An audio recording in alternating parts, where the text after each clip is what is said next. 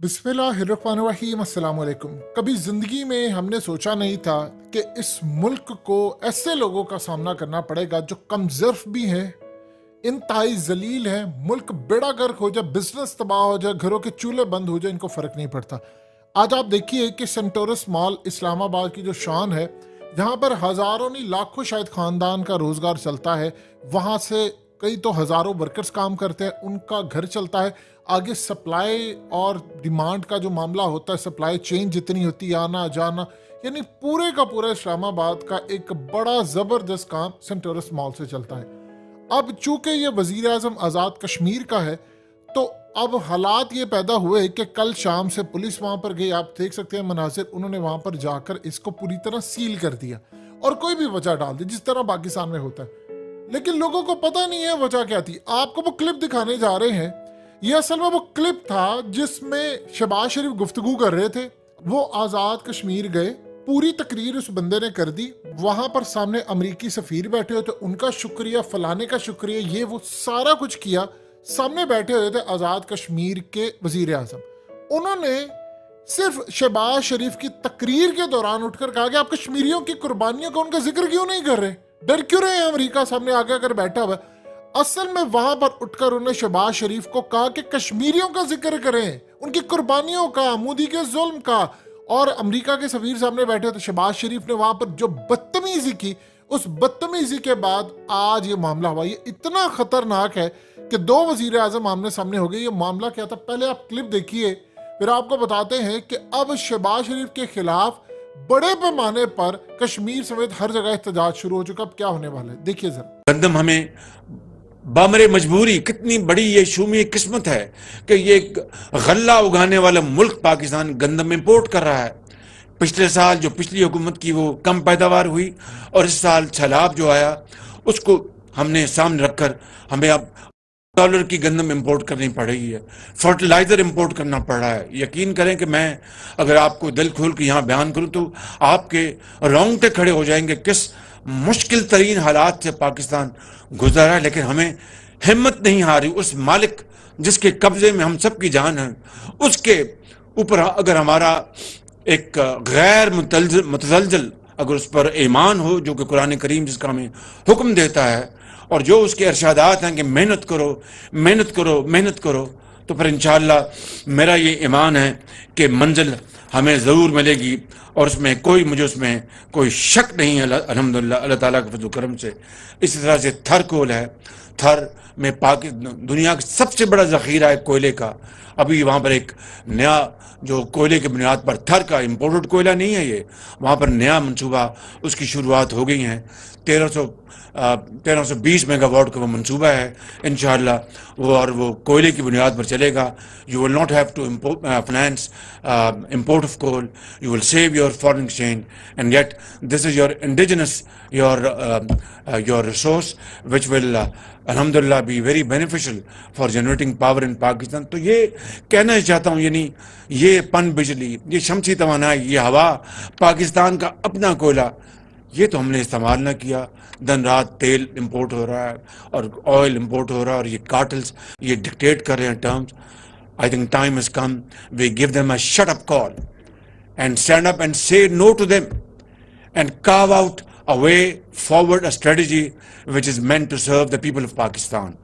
तो मैं आखिर में दो बातें करके ख़त्म करना चाहता हूँ कि तामीर और तरक्की वो अमल से होती है, मुसलसल अमल से, नारों से और धरनों से नहीं होती और ख़राबी से नहीं होती। जब तक के मुल्क के अंदर हमारे एक पॉलिटिकल स्टेबिलिटी नहीं आएगी, तरक्की आगे नहीं होगी।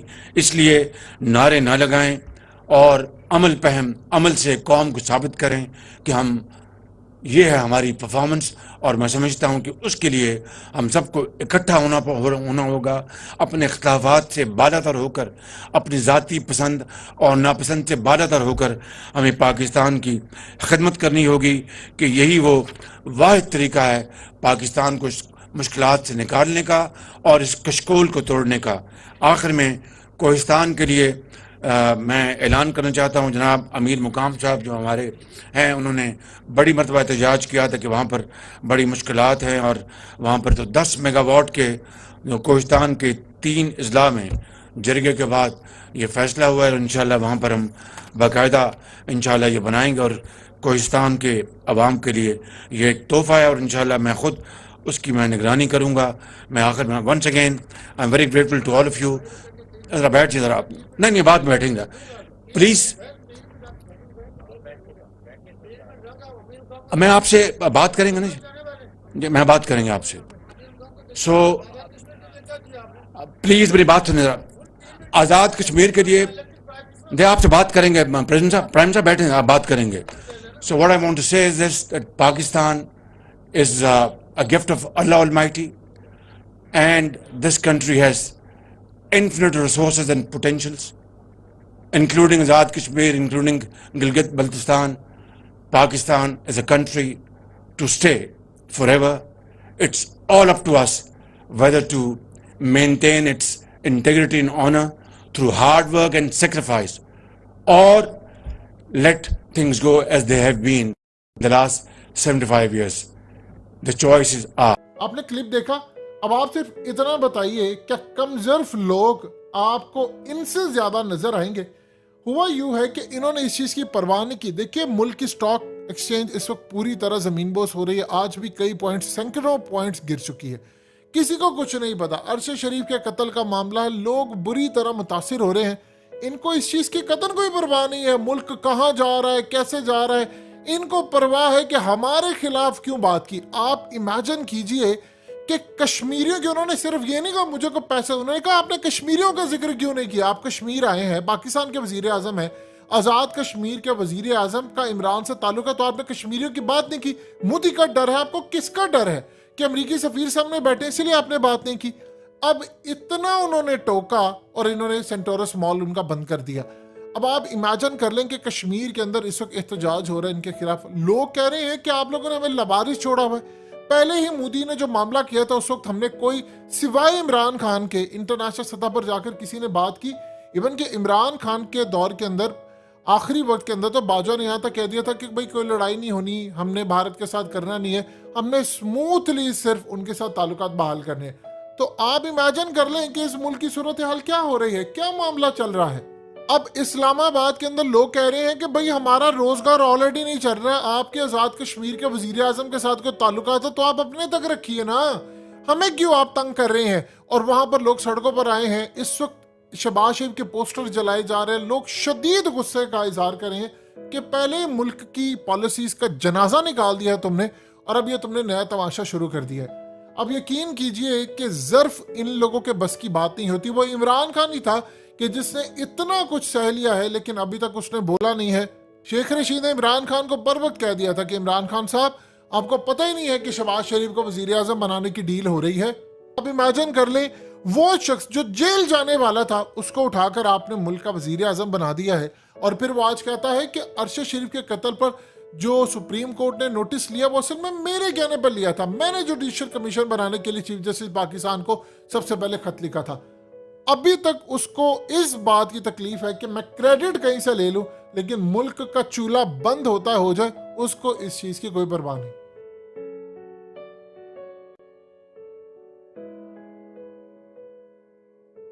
حقیقت ٹی وی کو سبسکرائب کرنا مت بھولیں، ویڈیو کو لائک کریں، شیئر کریں اور کمنٹ سیکشن میں اپنی رائے کا اظہار ضرور کریں۔